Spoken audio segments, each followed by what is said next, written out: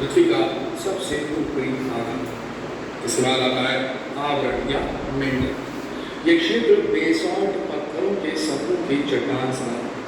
यहाँ से हम जैसे जैसे नीचे की ओर जाते हैं तापमान बढ़ता जाता है और पृथ्वी के केंद्र यानी पोल तक आते आते तापमान 6000 डिग्री सेल्सियस तक हुआ था। और आप जानकर आश्चर्य हो कि तापमान सूर्य के बाहरी तापमान के बराबर। पृथ्वी की सतह में हमेशा हलचल रहती है।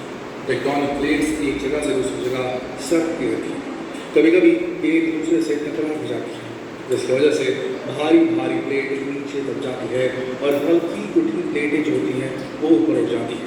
जो हल्की प्लेट ऊपर की उड़ती है उसकी वजह से पर्वतों का निर्माण होता है। हिमालय पर्वत का जन्म भी कुछ ऐसे हुआ था। अब जो दूसरी भारी वाली प्लेट नीचे की ओर गई थी वो जब पृथ्वी के सेंटर में पहुंचती तो वहाँ की गर्मी से उसके अंदर मौजूद मेटल और चट्टानें पिघल जाती हैं, जिसकी वजह से मैग्मा का निर्माण होता है। यहाँ तेज गर्मी की वजह से दबाव बनना शुरू हो जाता है और जब दबाव ज़्यादा बढ़ जाता है तब ये मैग्मा धरती की सतह के ऊपर लावा के रूप में निकलने लगता है। इसे लावा कहते हैं। इस प्रक्रिया को आप एक सिंपल उदाहरण से समझ सकते हैं। आपने कभी अपनी मम्मी को गर्मा गर्म रोटी बनाते देखा है। जब रोटी फूलते फूलते अधिक फूल जाती है तो उसमें छेद हो जाता है, जिससे भाप बाहर आने लगती है और कभी कभी तो रोटी का छेद इतना बड़ा हो जाता है कि दरार बन जाती है और रोटी का भाप तेजी से बाहर निकलने लगता है। जब आप कुकर में दाल बनाते हैं तब भी सेम ही प्रोसेस होता है, बस कुकर में पहले से ही भाप निकलने के लिए जगह बनी होती है। ऐसा ही कुछ ज्वालामुखी के जिस क्षेत्र से मैग्मा बाहर आता है उसे ज्वालामुखी कहते हैं। जब किसी ज्वालामुखी में विस्फोट होता है तो उसमें से ऊंची ऊंची के बादल के साथ बहता हुआ लावा निकलता है। लेकिन इनके अलावा भी ज्वालामुखी विस्फोट से कई अन्य पदार्थ बाहर निकलते हैं। ज्वालामुखी विस्फोट के बाद सबसे पहले जमीन के अंदर से लावा के साथ जल वाष्प स्टीम और अन्य गैसें जैसे कार्बन डाइऑक्साइड, नाइट्रोजन, हाइड्रोजन और हीलियम आदि बाहर आती है। लेकिन इनमें जल वाष्प की मात्रा सबसे अधिक होती है स्टीम की, जो कि 70 से 90% होती है। पृथ्वी के आंतरिक भाग में मौजूद पिघले हुए पदार्थ को मैग्मा कहा जाता है, जो कि पृथ्वी की ऊपरी सतह पर छिद्र या दरार बनाकर बाहर फैलकर लावा के रूप में आता है। इसके अलावा ज्वालामुखी विस्फोट में धूल एवं राख से बने पत्थर के छोटे छोटे टुकड़े बनाए जाते हैं। अब बात करते हैं ज्वालामुखी कितने प्रकार के होते हैं। तो दोस्तों ज्वालामुखी आमतौर पर 3 प्रकार के होते हैं। सबसे पहले नाम आता है ज्वालामुखी के सबसे खतरनाक प्रकार है कि सक्रिय एक्टिव ज्वालामुखी, एक्टिव वॉल्केनो। ऐसे ज्वालामुखी के मुख से हमेशा लावा, पत्थर के छोटे टुकड़े, धुआं, धूल, वाष्प एवं अन्य गैसें निरंतर बाहर निकलती हैं। वर्तमान समय में पृथ्वी पर लगभग 1500 सक्रिय ज्वालामुखी यानी कि एक्टिव वॉल्केनोज मौजूद हैं और इनमें टाइम पर विस्फोट होते रहते हैं।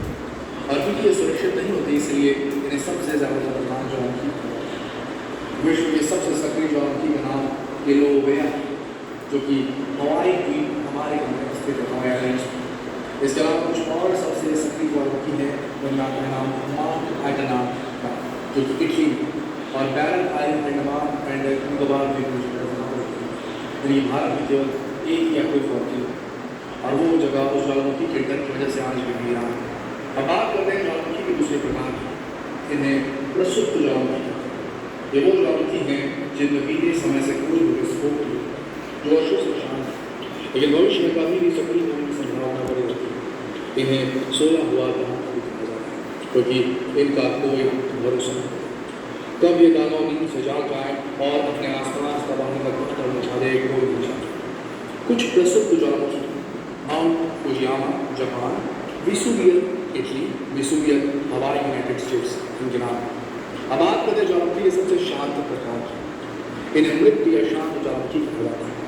ये वो ज्वालामुखी है जिनमें पिछले हजारों सालों से कोई विस्फोट नहीं और ना ही आने वाले समय में विस्फोट कोई भी संभावना नहीं। दोस्तों ये जरूरी नहीं कि ज्वालामुखी विस्फोट केवल पृथ्वी की सतह पर, कई बार बर्फ की चादर के अंदर या फिर समुद्र के अंदर भी ज्वालामुखी विस्फोट होते हैं।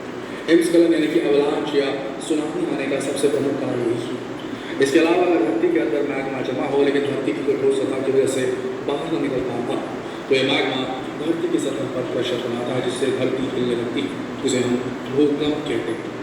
दोस्तों आपको एक इंटरेस्टिंग फैक्ट बताते हैं, दुनिया में सबसे ज़्यादा ज्वालामुखी प्रशांत महासागर में फटते हैं क्योंकि इस महासागर में कई सारी टेक्टोनिक प्लेट्स आकर बनती हैं, जो एक कमजोर क्षेत्र का निर्माण करती हैं, जहाँ आसानी से पृथ्वी के गर्भ से मैग्मा बाहर निकलकर लावा का रूप ले सकता है। प्रशांत महासागर में अधिकता में फटने वाले ज्वालामुखी के क्षेत्र को रिंग ऑफ फायर कहा जाता है। दोस्तों, आज विज्ञान ने काफ़ी तरक्की कर ली है, लेकिन आज भी किसी भी ज्वालामुखी के विस्फोट जो होता है इंसान जो बस की बात है। ये वो प्राकृतिक घटना है जो कभी भी अचानक घट सकती है। हम केवल इससे बचाव के उपाय कर सकते हैं।